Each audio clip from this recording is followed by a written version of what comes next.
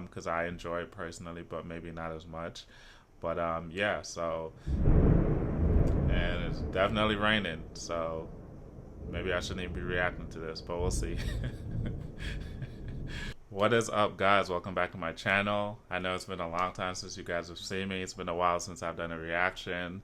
You know, so been a lot been going on in life. Life be lifing sometimes, so sometimes you just got to take care of what you got to take care of. But I'm back, happy to be back doing reactions. I've missed you guys. I know you guys miss me too, so I hope you guys miss me too. But yeah, I'm happy to be back doing some more reactions for you. I want to kind of mix it up this time around. I'm definitely gonna still be doing the music stuff. I'm gonna definitely gonna be still doing the Queen Music Sundays, the Nightwish, all these great bands that I've been covering so far. But I kind of want to mix it up a little bit with like the music stuff and like some other stuff that I find myself watching on YouTube. And I find myself watching a lot of like true crime stuff and the documentaries and what goes into it, like how they catch a killer, how they identify suspects, how they go through that process when they catch a suspect, how they try to get out of it, why sometimes you got to get a lawyer too, because some of these you watch, like they're not even the suspect and they get tangled up in some other stuff and then they start looking like the suspect. I enjoy watching like that kind of content and seeing the whole process. So I definitely want to start reacting to some more stuff like that, and also some other stuff. Anything that I find interesting. If you guys have some stuff that you think is interesting too, definitely go ahead and drop some in my comments. I will definitely check those out. It doesn't even matter. Like it could be some science stuff, some nerd stuff. I'm a nerd at heart too, kinda. So anything you think interesting, and also like still some good music and some good songs and bands I should check out too. So I'm starting from scratch again. Definitely want to hear some of you guys' opinion on what you think I should react to and what I should check out. And yeah, so today we're going to be reacting to, it's about 30 minutes. It's called When a Killer Thinks He Planned a Perfect Murder. I just thought that was an interesting title, so I kind of want to check it out and see what it's about. And if you guys like this kind of content, let me know. I'll keep doing some more of it. If not, I'll probably still do some because I enjoy it personally, but maybe not as much. But yeah, so, and it's definitely raining, so maybe I shouldn't even be reacting to this, but we'll see. But yeah, so we're gonna be reacting to this. I think the video is by, let me give some credit. This is the video of Lakewood police officers Mysterious arriving at... Seven. So it's a video by Mysterious Seven. We're gonna give him some credit here. And yeah, so When the Killer Thinks He Planned a Perfect Murder. If you like this kind of content and you want to check out the channel, please go ahead and like, share, subscribe. I'd really appreciate it. Let's get this going. This is the video of Lakewood police officers arriving at Roa Al-Danoon's doorstep for a welfare check after she was reported missing. Last time she was heard from was Sunday night at work, around midnight. Any reason why they're concerned? Does it smell like something sour, maybe? Yeah. Right off bat, that's never a good sign. Anytime you see one of these videos of police doing a welfare check and they smell something, as soon as they get to like the door or something like that, that's a bad start. Officers turned every stone to find her. However, despite their crushing hard work and overcoming several hurdles, their search ended with finding Roa's dead body in a horrifying state. Moreover, as detectives dug deeper into the investigation, dark secrets surfaced, exposing a killer who believed he had executed the perfect murder. Have you seen her from your neighbor? No, not today. When's the last time you saw her? I'm seeing 24-year-old Roa was found missing from her apartment on October 16, 2016. She hadn't shown up for work for 3 days straight, prompting her workplace to inform the police about it. Detective Kevin Kohuth was dispatched to conduct a welfare check for Roa on October 19, 2016. Reaching her apartment, he didn't receive any response when he knocked on the door. But they knew something was wrong. This prompted the police to call the...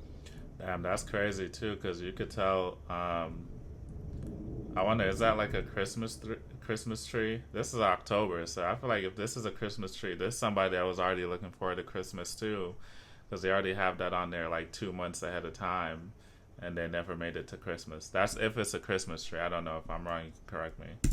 19th, 2016. Reaching her apartment, he didn't receive any response when he knocked on the door. but they knew something was wrong. This prompted the police to call the person in charge of the building's maintenance to get them a duplicate key.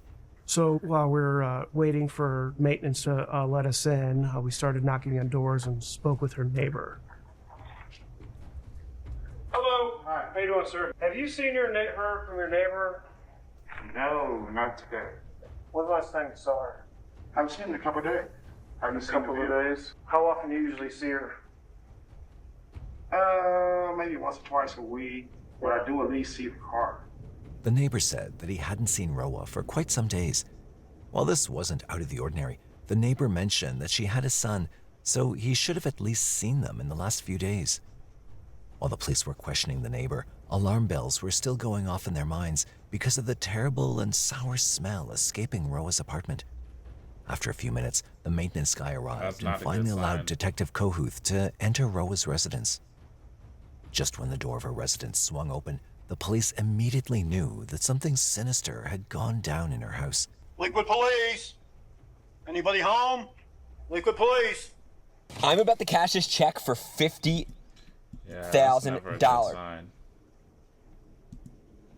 That's never a good sign, guys. Dang. Room was a complete mess with everything scattered about. To contrast this, her son's room looked perfectly organized and even had some packed bags. When the police entered the kitchen, they discovered the source of the sour and decaying smell. There was a jug of milk on the table with a glass of milk next to it. It looked like there was a meal prepared. There was a pan that was filled with chicken, and it was all dried out, and it was just still sitting out. The spoiled jug of milk, the cooked but untouched meal, and the chaotic mess in Roa's room screamed that she and her son had been taken away from the house in a hurry. But despite the place being a complete mess where Wait, how old is the son? Did they say how old the son was? the potential abductor didn't try to hide anything, the police didn't find any clues that pointed in any direction. But they had to act quickly since they now had 2 missing persons on their hands, one of them being a child. Expanding their investigation, the police decided to contact her workplace for more answers. While the police didn't have any leads so far, one of Roa's colleagues shockingly revealed that she actually had a stalker after her. Roa had come to the United States with her ex-husband, Fahad Mohammed Saeed, from Iraq. While the couple wanted to build It's always an ex-husband or ex-boyfriend, yo. It's always an ex-husband or ex-boyfriend. Like, she tried to move on. They not trying to let them move on. There's always some shit like that. a better life for themselves and their son in the U.S., Roa soon discovered that it wouldn't be possible as long as she stayed. And then I feel like because they moved here to the United States. I don't know where they're from too, but like I know in some of these cultures, like there's like these honor killings and stuff like that, and like divorce is not necessarily a thing in their culture. So if she moved here and they come from like this type of culture with this type of society where they don't believe in divorce, and then she filed for divorce and stuff like that, he might not accept that. You know, it's kind of sad to see, but I feel like this is kind of common now. With her abusive husband. After several episodes of violence, Roa filed for divorce and also got custody of her son. Several court orders were also placed to keep Fahad away from her and her child. However, while this should have meant the end of the storms in her life, little did she know that more horrors were awaiting her. The police learned that Roa worked at a restaurant, and one of her colleagues, Hamza, was a great friend of hers. On October 22nd, 2016, they called him for interrogation at the police station and asked him when he'd last seen Roa. He said that he'd last seen her on the evening of October 16th, 2016, the day she disappeared. He said that he was over at her place and the two of them spoke with each other and were smoking a hookah. But he revealed that they weren't really alone that day. Only 6, like 5:45, somewhere like that. She's like, what are you doing? Like, why don't you come over and stuff? I was like, you know what? Yeah, I was thinking about that too. I'll come over, smoke some hookah, and then I leave to soccer. Yeah. She said, okay. And then I went. Hamza also said Roa feared Fahad, who had stalked her from time to time. He highlighted that he would also sometimes loom in the hallway of Roa's apartment to keep tabs on her. Even on that day, he said that she was still in the grip of crippling fear because of Fahad, and was checking if the path was clear before letting Hamza exit her apartment. So then at 6:45, Yo, that's crazy. I don't know what her situation is, but I feel like if it's gotten that bad, you got to do all those court orders. He's hanging outside your building anyways, not respecting them. Like, you got to move. Like, you got to move somewhere that he don't know about. You know what I'm saying? Like, because I just feel like that's kind of being in it. I don't know what her circumstance. Maybe financially she can't afford it, and that's a sad part. But like, I'm getting out of there if that was me.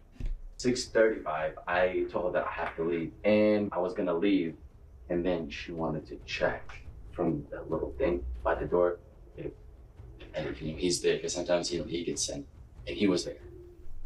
What do you mean she checked? What did she check? Like, like there's a door and there's a little eye peephole thing. Yeah. Okay. Because like I said, she's a real afraid of it, Okay. like not afraid, but I would say like, she doesn't want any problems with it, So then, and she was kind of all worried and stuff like that, Making a startling revelation, Hamza said that as she ran an eye to scout for Fahad, she saw him hovering about in the hallway. I was like, well, what do you mean to do? Like, if you want, I can leave. I don't care. Right. She was like, How much you want to bet he's seen old boy in her apartment, or he's seen the dude walk out of her apartment and just lost his shit? Like, he was already off his rockers and he was already on some crazy shit, but he probably seen this dude leave and just crashed out. She looks out the peephole and like from the little he's in the hallway. Yeah. He was in the hallway. She could see. Yeah. Okay. Yeah. He was there. Well, what exactly did she say to you? Okay, she was like, he was like, I don't care, you can wait, and and you can come in. But he said that, like, because, it's like, like I told you, like, the urban community, especially the Arab community, people talks about each other. Blah, blah, blah, blah, blah, blah, blah, blah. So, like, and, like, for a woman, if something, came up, like, there's a guy went over her house, or friends went over her house, and, and she's a woman, and she's, been married, and now she's, divorced. That's kind of like a big deal for them. So then I told her, like, what do you want me to do? I can leave from the door. So then she tells me, you know what, just get out of the back, and I was like, sure. Thus, Roa was very scared that her ex-husband was outside her doorstep the night she disappeared. Moreover, the crippling fear she felt made her send Hamza away by the back door instead of the front.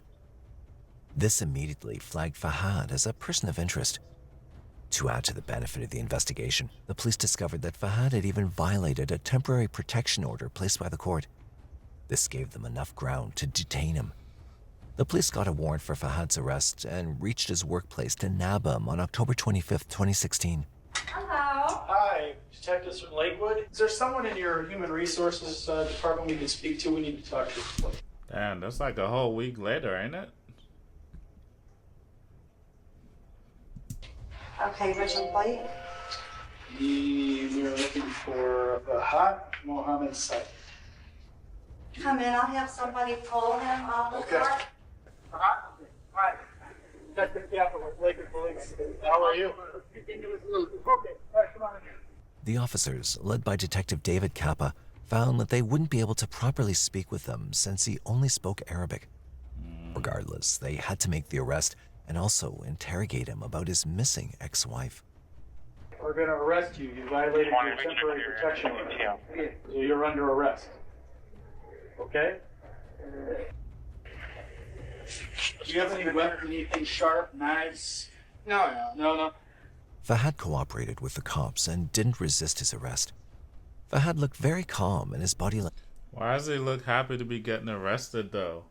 Like, he not worried about nothing right now. He got a big smile on his face. Like, he good. He's like, I don't got nothing on me. Which didn't show any signs of anxiety or hesitation, and the same behavior also continued at the police station. Detective Kappa started the interrogation by asking him when he last saw his ex-wife, and as much as he tried to give a credible answer, there was a strange detail that instantly caught the attention of the police. The last time that you saw your ex-wife? Sunday, 11 at night. Do you know what day in particular? 16th. And where did you see her at? She came to my house. Why did she come to your house? She dropped off. Did she tell you where she was going? She was going to Michigan to Detroit, function, like a party. And she said, But wait, on the 16th, she saw him outside her door when she had the other dude in there. So why would she go to his house after? That don't make sense to me. that she would be right back the following day.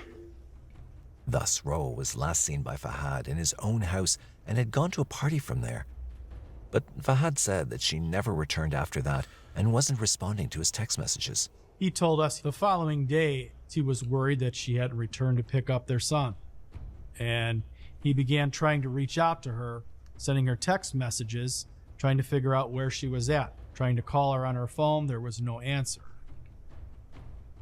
He was aware he was violating the temporary protection order issued by our court. He was prohibited from having her son in his presence. It just didn't really make a lot of sense to us. But this was all Fahad had. Yeah, that's crazy. Unless she changed her mind and was like, yeah, you can see him, but that's crazy. If you're not allowed to be around her or your kid, then how do you have him? And then why he admitting that so easily? Offer to the Lakewood police. This opened up the angle that Roa may not have been in danger at her own house. The real trouble could have begun in her ex-husband's residence.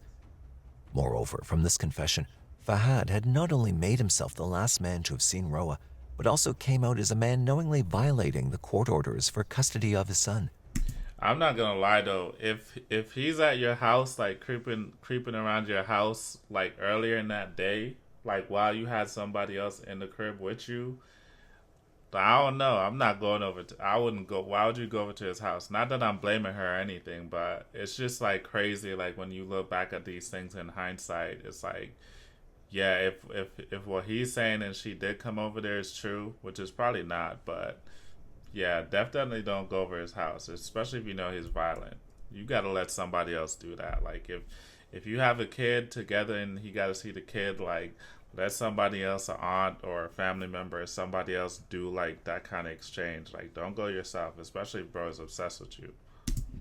This led to his arrest, and he was imprisoned in the Cuyahoga County Jail.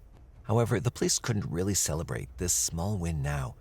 In fact, while they did manage to put a suspect behind bars, the truth behind Roa's disappearance was also still locked away.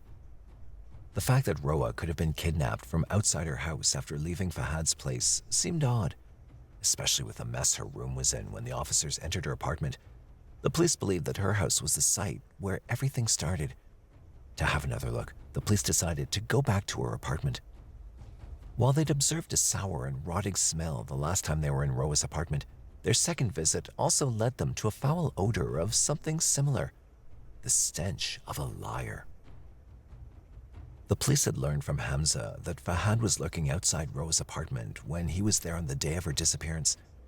While this was a solid lead against Fahad, Hamza had also seemingly slipped a lie in during his confession. Oh shit. Why is Amazon paying me Let me guess, they probably didn't find no hookah or nothing like that, right? Because he said they was over there smoking hookah together.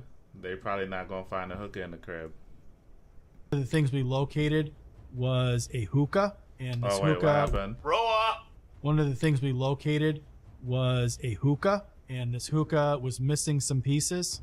A couple small pieces were located in the kitchen garbage can, and it was missing its hose. We didn't know at the time if this missing hose could potentially be a very crucial piece of evidence that we need. During our interview with Hamza, he tells us he and Roa were smoking hookah in her apartment. We're now in her apartment. We see this hookah. It's missing pieces and it's missing a hose. Now, why is this hose missing? Yeah. So why is he telling us that he was there smoking hookah if this hookah that we found in Roa's kitchen is missing all these? Bro, I just knew it had something to do with the hookah. As soon as they said he told a lie, I'm like, it definitely had something to do with the hookah. Just watch. Pieces and is inoperable. It didn't make a lot of sense to us. At that point, I was reluctant to rule Hamza out as being someone involved in Roa's disappearance. To get more clarity, the police brought Hamza back for questioning at the police station, and saw him expose his lie before them. You say that you went there to smoke hookah. Yeah.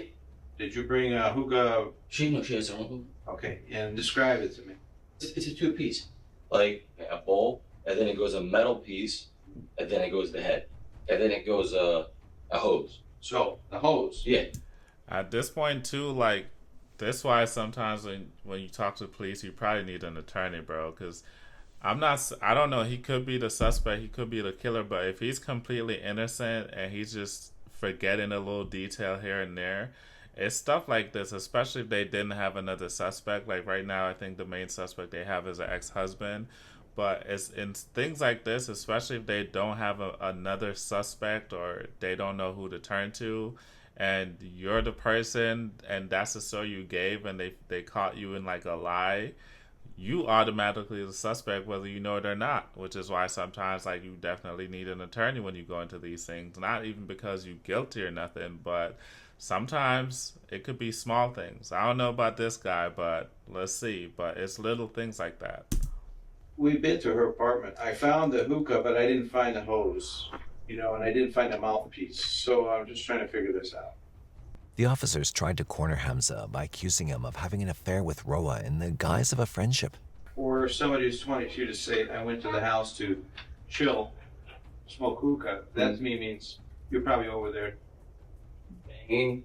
for a relationship. Look, there's no relationship, zero, Okay. between me and her.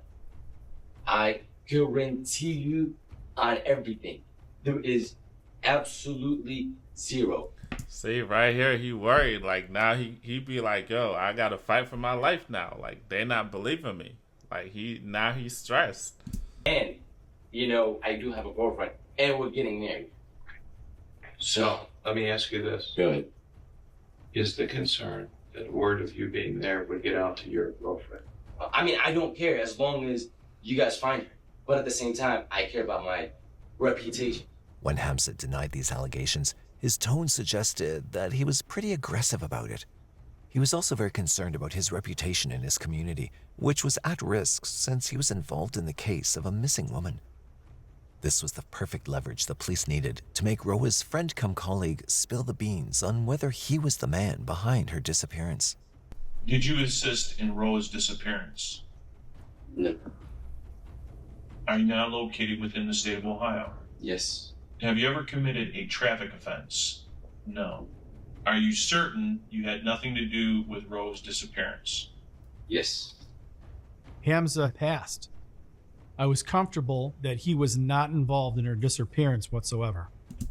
See, and that's what I'm saying. Like, I don't know. It could still change because we still got 15 minutes left of this. But, like, at this point in time, if they didn't already have another suspect, like the ex-husband who they think did something or is responsible for doing something, I don't think they would have even moved on from this dude so quickly. Like, they would have honed in on him more, and his life could have been hell from this. You know what I'm saying? Like, that's the double side of things like this, and that's why I feel like you definitely need an attorney.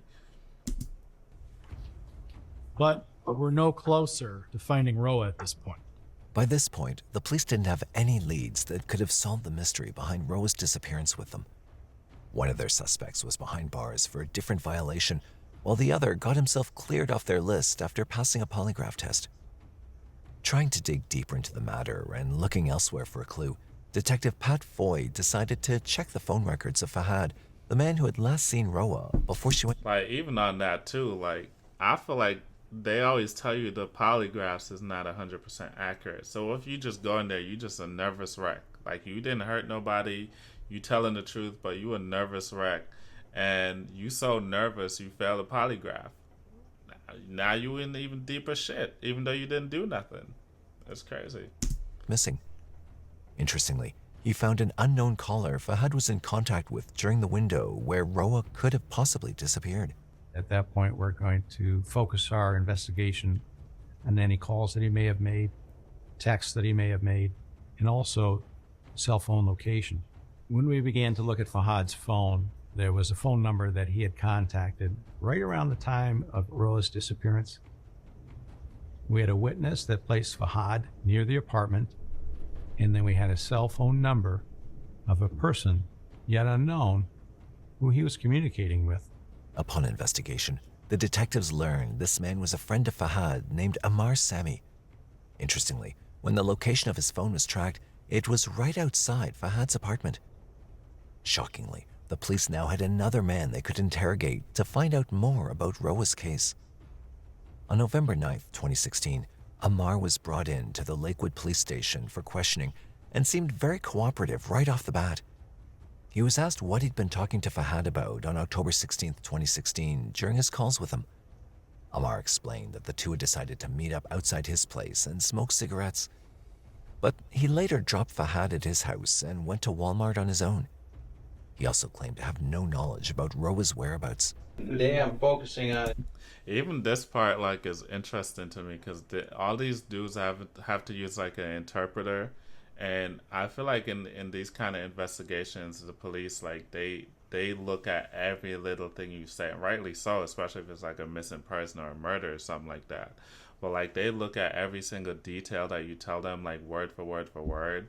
And then I'm just curious, like if you're having an interpreter, I wonder if like certain little details could get lost in translation and could even cause like a problem for whoever they're interviewing. Like, I don't know, that even that part seems a little bit tricky to me.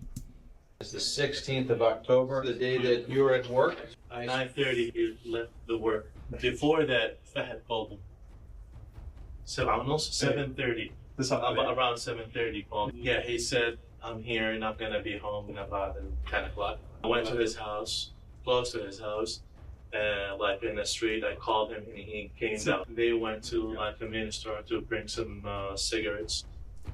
Ammar said that the two part ways, and Ammar said that he went to Walmart. This seemed to be yet another dead end for the police. However, to get him to confess, Detective Foy threatened Ammar with deportation if he found out that he was hiding anything from them. If we find out that she is harmed, the people responsible will go to prison. If people are not citizens, it could be subject to deportation. There's no problems. I'm really ready to help with anything. And it doesn't mean deportation with you and your wife. That means you deportation. Wife stays here. Ready for anything if I'm involved. I'm ready for anything, but what I really would like to have is the truth. Despite this threat, Ammar didn't really say anything useful to the police. Moreover, they also couldn't keep him with them for a long time since he'd come to aid them voluntarily. But while the police thought they couldn't yield anything from Ammar, they were stunned when they noticed that Fahad's friend had ended up making the same mistake as Hamza. This is how to get Jake fat. What did he do? What mistake he made? If he was telling the truth, is Hamza. Verifying Ammar's claim to see if he was telling the truth, the police shifted their focus from what happened during his meeting with Fahad to what happened after it. Ammar had mentioned that he went to a Walmart store after he dropped Fahad home. To check this, Detective David Jacobs checked the CCTV footage of the store to see if Ammar actually went there. The surveillance footage showed that Ammar was indeed telling the truth and had been to Walmart. But unlike what he told the police, he wasn't alone. When we initially looked at the video footage, even that's what I'm saying. Like, you don't think Walmart got video? Like, you gonna tell them the Walmart you went to knowing you was there with the dude, and you didn't think it was gonna be on video? We start, especially after they trying to deport you if you lying, bro. Crazy. With the parking lot, we observe Amir Sami's vehicle pull into the parking lot and park. At that point, we do observe two people exit his vehicle. We now switch our attention to the door entrance camera to Walmart. At that time, we did see both him and Amir Sami, him being Fahad, enter the Walmart. And then we observed them go over to the hardware section. And at that point, we observed Fahad remove a 6-foot digging shovel from the rack. And both him and Amir Sami then proceeded to the checkout registers. It indicated to us that Ammar was not truthful with us, that he had... I'm telling you, bro, this is one of those honor killing things. It's like, I don't know where they're from. I don't know if it said it in the video, but I know in like certain Arabic cultures, like it's probably outdated now, but I'm sure it's still practiced in certain parts where like things like this happen. And then for him to have help, and this dude, like, they threatening to deport you away from your wife and your family, and you still covering for this man. Like, it's crazy. Lied to us. He certainly knew something, and we felt by bringing him in a second time, our hopes were that he would confess to it. If lying to the police invited suspicion, buying shovels from Walmart late at night blatantly screamed scrutiny. Amar's lies brought him to the police station for a second round of questioning. This time, however, his status had escalated from someone who was in communication with Fahad to someone who was actively present with Fahad that day and had possibly helped him in the disappearance of Roa. Now they Moreover, got since both suspicion. men had shovels in their hands, it indicated that they could have potentially killed her and buried her body. As part of our investigation, we went to Walmart. When we watched this video, we saw something very interesting. What do you think we saw? Finding his back to the wall against the police, Amar decided to take his chances and lie to the police one more time. This time, however, the detectives knew who they were dealing with. I've had a lot of surgeries and I take a lot of sedatives. I may have forgotten something. Before I sat down with you last time, I told you I have problems and I take medications. I may have forgotten something. I have no problem. Help you any way I can. That's crazy. Why bro. couldn't you remember these? That's crazy, bro. That's all you came up with the whole time? They interviewed you like what, 2 days ago? That's what you had to come back up with? You definitely sneaky, bro. There's something going on with you. New details before. It depends on the question they ask. It's probably it's not on purpose. I told you everything. The police didn't believe that Amar had difficulty understanding the questions due to his medications. Moreover, since he'd lied to the police actively investigating a case, a warrant for his arrest was issued for obstructing justice, and he was also sent behind bars. Yeah. While the police had both their suspects in jail, the answers to the question of what happened to Roa were still locked away from the reach of the police. Moreover, a court order which came 2 months later ended up placing a timer on the backs of the Lakewood police, following which they had to let the suspects walk free. The Lakewood Municipal Departments and municipal courts sentenced Fahad to 6 months of prison time for violating the court order regarding Roa's son's custody in January 2017.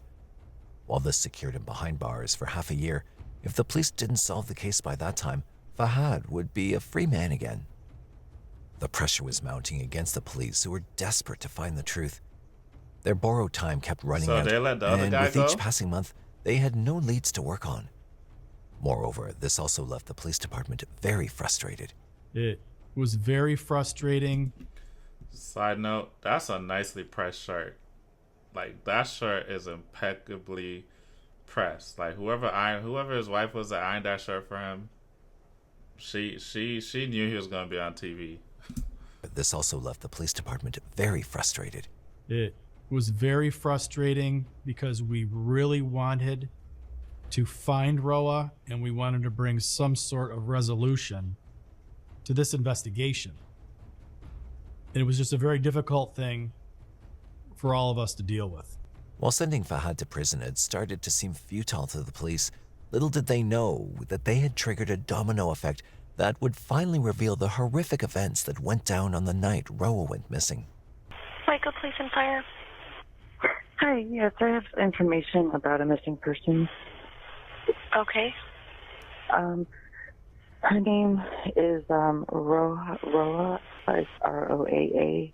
Uh-huh. Right. I don't know how to say her last name. But I know who you're talking about, though. it was on Friday after work. My boyfriend called me and said he didn't tell me what. Where is this, by the way? This got to be like I forgot where they said it was, but this got to be like a small town or something. For the 911 dispatcher, they immediately I live in a big city, so they're not going to know nobody by first names like that. There's so many people, unfortunately. So I'm guessing this is a small town where things like this don't happen, and that's why she knows who it is. But that was interesting. Like, okay. Said, and like his wife is missing. What's that about? And he's like, I don't know. And I was like, well, that's weird. Friday after work. But I I know who you're talking about, though. It was on Friday after work. My boyfriend called me and said he didn't tell me what was said, and like his wife is missing. What's that about? And he's like, I don't know. And I was like, well, that's weird. He's like, yeah. So then when he told me on Friday, because he's like, I'm getting a little nervous. This guy's getting paranoid or something like that. And I was like, okay. So I don't know, but I just wanted to tell you guys, whatever information you need to know. On April 2nd, 2017, a caller on the other end told that her boyfriend was an inmate in the same jail as Fahad. She noted that Fahad had confided in her boyfriend regarding Roa's disappearance in the cells since he also spoke Arabic. While Fahad wanted the help of his newly discovered friend behind bars, the caller said that her boyfriend wanted to help the police with the investigation of the case and pass on the information he had. Thus, the police, who'd been scrambling for leads all this while now, received a much-needed breakthrough. My partner and I went to the county jail and picked this inmate up, and then he told me he has a map drawn, allegedly by Fahad, where Fahad had buried Roa. First, I want to talk to you about 8 Sleep, whose pod technology can be added to your existing mattress to cool you down or warm up each side of your bed. Now, What is this right here? First, you want me to tell you why he wrote this? You want me to move the body? This new information was very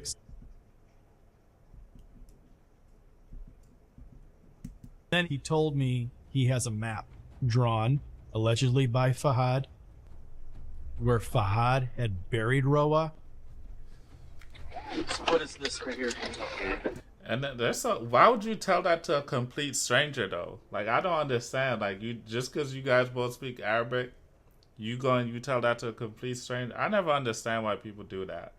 Not that I'm complaining, because the family get to find the body and they get to bury her properly and stuff like that, and the case gets to be solved. So I get that part, and that's a good thing. But I just never understand why people like go to jail and just start snitching on themselves. It's crazy. First, you want me to tell you why he wrote this? You want me to move the body? This new information was very exciting for us, but we did not want to get too far ahead of ourselves at this point yet. Allegedly, Fahad explained to this inmate he had come to Roa's apartment on October 16th and had gotten into her building. He stated he keyed himself into her apartment. Fahad had looked down the hallway and noticed Roa's bedroom door open. And he approached that door, and when he looked inside her bedroom, he observed Roa having relations with Hamza. Wow. He did not make any sounds. That's crazy. That's crazy. I knew he seen her. He had to seen something. He just crashed out, bro. But Hamza was out here lying too. Hamza basically swore on his mom that he was not having sex with that girl. That's crazy. That's crazy. He claims that he made a brief recording of the two of them in her bed, and I think that would be enough to anger him to a point where he could cause her some harm. Thus, the police learned that Hamza wasn't a clean guy after all. But the police didn't have time to worry about him, since they now knew that Fahad was the guy responsible for the disappearance and the murder of Roa. Right. He'd confided in the inmate about his perfect crime because he was worried that the rains during that season would wash away the soil over Roa's burial site. Fahad wanted to take the help of the inmate to contact someone outside the prison who could keep his crime hidden. However, this ended up being a fatal mistake on his part because the information landed straight in the bag of Lakewood police. On May 15th, 2017, the police used the map hand-drawn by Fahad to... So, May 15th, so this happened in October. So this a whole 7 months later. Like, almost 7 months to the date, because I think the first day was October 16th. This is May 15th, so it's almost 7 months to the day. Dang. And he probably would have gotten away with it too if this wasn't if this wasn't for him talking to this guy and this inmate about moving the body, because they say he got a 6-month sentence in January. That means he would have been out of there by June, and he would have gone about his day, or whatever the case may be. But he went and talked to this guy, gave him a whole map of it. The police before this had no leads. Now they know where the body is. That's crazy. Tracked Roa's body and dug it out. Moreover, they also took the help of the FBI's evidence response team to get her body out. This area, he lived in this apartment. The apartment is over there. Okay. He buried her around. Several hours had gone by of us looking around. The supervisor of the FBI's evidence response team decided to grab a shovel, and he had dug maybe a 12-inch deep hole. And he said, "What's that?" And you ended up seeing the corner of a zipper to a, felt like it was a canvas bag. We began digging a little bit more around this area and started to smell decomposition. And we knew that this was the spot. We knew we had most likely found her, which was a relief to us. But I was aware that there was still a lot of more work ahead of us. Fahad just had to spend 2 more months in prison before walking out to his old life. However, crazy. He was brought in for questioning right after Roa's body was discovered and sat across from the same detectives who had interrogated him back in October 2016. This time, however, instead of just a custody violation, the police were ready to shed light on the monstrosity he committed. Without revealing that they'd found the body, Detective Jacobs told Fahad what he thought went down on the night his ex-wife went missing. You were very angry when you saw her in bed with this other guy. If I wanted to, I would have killed the 2 of them. Right. But he was gone when you went back up to her apartment. It seems more convenient to me that you would go back up to her apartment once that guy is gone and confront her there regarding what you had seen, since you were right there. You didn't have time to leave. You went back up to her apartment after that guy left, and you confronted Roa in her apartment about what you saw. There was no evidence that he actually recorded the event at all. While the detective was almost spot on with his theory, he was off the mark by just 1 point. Moreover, he also learned that Fahad hadn't been completely honest with the inmate who had leaked the information about his master plan to the police. We believe it was just a ploy. I think the reason he had told Roa that he had videotaped was that it would save his image in the community. The detective also learned that Roa had almost fallen to this lying ploy of Fahad and agreed to get back together with him. However, in her last moments alive, Roa chose to fight for her freedom instead of falling back into the same dark pit from which she'd worked really hard to escape. Wow. So during the interview with Fahad, he had indicated that Roa wanted to reconcile, that she came back with him to his apartment. They had relations, their child was there, that they were going to get back together. It was at that point, sometime in the middle of the night, Fahad claims that he was restless, he wasn't sleeping. That makes more sense now, because I'm like, why would she go back to the apartment after he was sneaking around your apartment earlier in the day? You know he's violent, you know he's crazy. He was blackmailing her. He made her think he had like videotape of her and stuff like that. So she felt like she was stuck. And again, I get it. These are small communities. Like, your image matters in this community. So she couldn't afford for that to get out there. She would be ruined. Dang, that's crazy. He hears something in the kitchen. He looks up and he sees Roa in front of him, and he believes she's holding a knife. I'm looking at her. She's coming my way. She thinks I'm sleeping, but I'm wide awake and I'm watching her come towards me. He jumps out of bed. He attempts to disarm her of the knife, and in doing so, he gets behind her and begins to choke her. At some point, she becomes unconscious and falls to the floor. I know that she's dead. I put her in a bag. So I ended up putting the bag in her car, took the shovel, took her to the park. I dug up a hole for about 2 hours, buried her, On January 18th, 2018, Fahad pled guilty to the involuntary manslaughter of his ex-wife, Roa. He was also charged with kidnapping and burglary. He was given a prison sentence of 25 years and was deported back to Iraq for his crimes. For aiding his friend and obstructing justice, Ammar... So what happened though? Like, if he gets 25 years and they deport him back to Iraq, like, do they deport him back to an Iraqi prison, or they just deport him back to the country and he's just walking free? I don't understand that part. Like, what does that mean?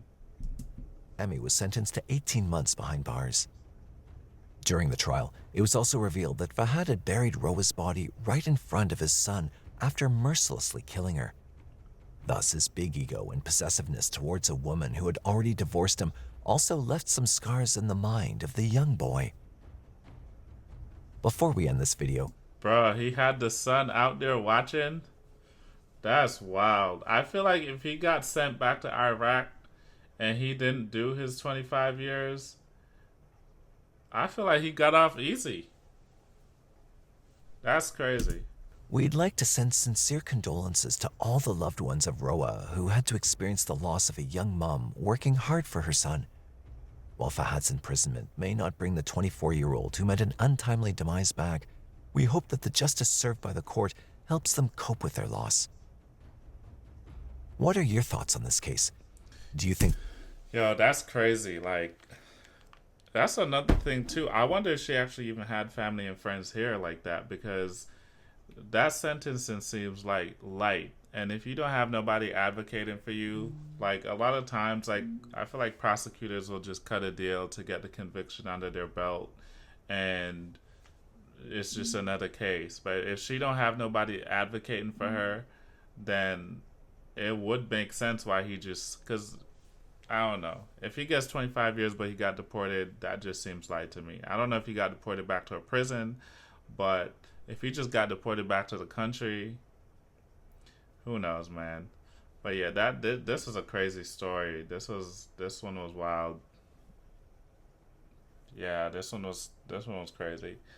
But yeah, let me know your thoughts in the comments what you think about this. If you like this kind of content, you like the video, please like, share, and subscribe to the channel. I really appreciate it. And until the next one, peace.